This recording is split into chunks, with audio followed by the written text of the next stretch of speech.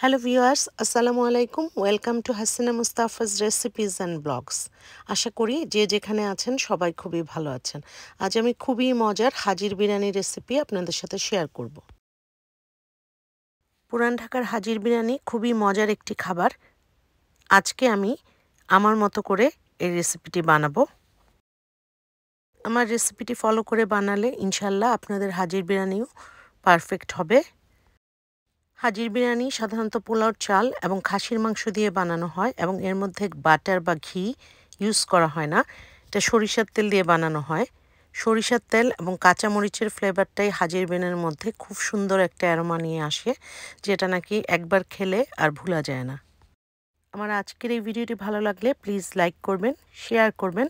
যারা এখনও আমার চ্যানেলটিকে সাবস্ক্রাইব করেননি প্লিজ সাবস্ক্রাইব করবেন, আর যারা অলরেডি সাবস্ক্রাইব করেছেন তাদেরকে অসংখ্য অসংখ্য ধন্যবাদ।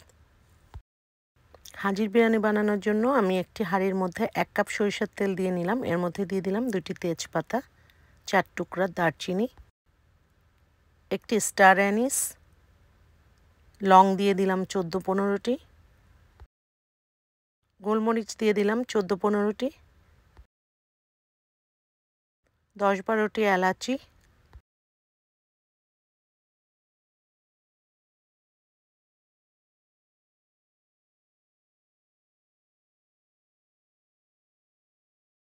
একটি বড় পেঁয়াজ, 4 ইঞ্চি আদার টুকরা এবং 4টি রসুনের কোয়াকে একসাথে আমি ব্লেন্ড করে 1 কাপের মধ্যে দিয়ে দিয়েছি।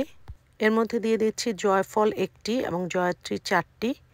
মশলাগুলোকে তেলের মধ্যে কিছুক্ষণ কষানোর পর এর মধ্যে 5 পাউন্ড খাসির মাংস দিয়ে দিলাম আর দিয়ে দিচ্ছি 10-12টি কাঁচামরিচ। খাসির মাংসকে এখন আমি ঢাকনা দিয়ে রান্না করব মাংস সিদ্ধ হওয়া পর্যন্ত। মাংসের মধ্যে আমি এখনও কোনো পানি দেইনি। মাংস থেকেই অনেক পানি বের হয়েছে এবং এই পানি দিয়েই মাংস সিদ্ধ হয়ে যাবে। মাংস কষাতে কষাতে মাংস তেলের উপর চলে এসেছে। এখন আমি এর মধ্যে 2 কাপ পানি দিয়ে দিচ্ছি। আমি 5 কাপ কালিজিরা চাল নিয়েছি। কালিজিরা চালকে ধুয়ে আমি ভালো করে পানি ঝরিয়ে নিয়েছি। মাংসের ভেতরে এখন ধুয়ে রাখা কালিজিরা চাল দিয়ে দিচ্ছি। যে কোনো পোলার চাল দিয়েই আপনি হাজির বিরিয়ানি বানাতে পারবেন, তবে সাধারণত বাসমতি চাউল দিয়ে হাজির বিরিয়ানি বানানো হয় না।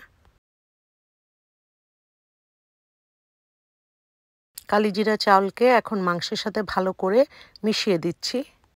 মাংসের ভিতরে এখন পানি দিয়ে দিচ্ছি। আমি 5 কাপ কালিজিরা চাল নিয়েছিলাম, সো এর ডাবল পানি 10 কাপ পানি আমি দিচ্ছি। এখন ঢাকনা দিয়ে এটাকে 20 মিনিটের জন্য রান্না করব। 20 মিনিট পর চালগুলো সিদ্ধ হয়ে গেছে। এখন আমি উপরের চালকে নিচে এবং নিচের চালকে উপরে এনে দিব। এর মধ্যে এখন দিয়ে দিব 1/4 টিস্পুন কেওড়া জল। খুব সহজে এবং ঘরে থাকা অল্প কিছু মশলা দিয়ে তৈরি হয়ে গেল খুবই মজার হাজির বিরিয়ানি।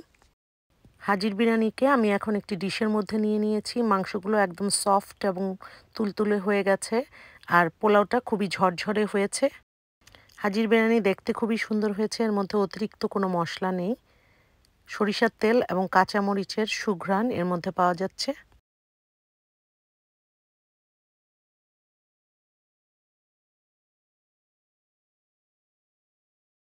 আমার আজকের এই ভিডিওটি ভালো লাগলে প্লিজ লাইক করবেন, শেয়ার করবেন। যারা এখনও আমার চ্যানেলটিকে সাবস্ক্রাইব করেননি প্লিজ সাবস্ক্রাইব করবেন, আর যারা অলরেডি সাবস্ক্রাইব করেছেন তাদেরকে অসংখ্য অসংখ্য ধন্যবাদ।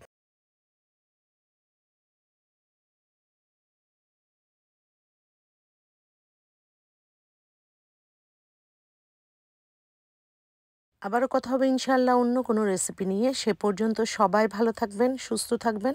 সবাই সবার জন্য দোয়া করবেন। Thanks for watching. Eid Mobarak.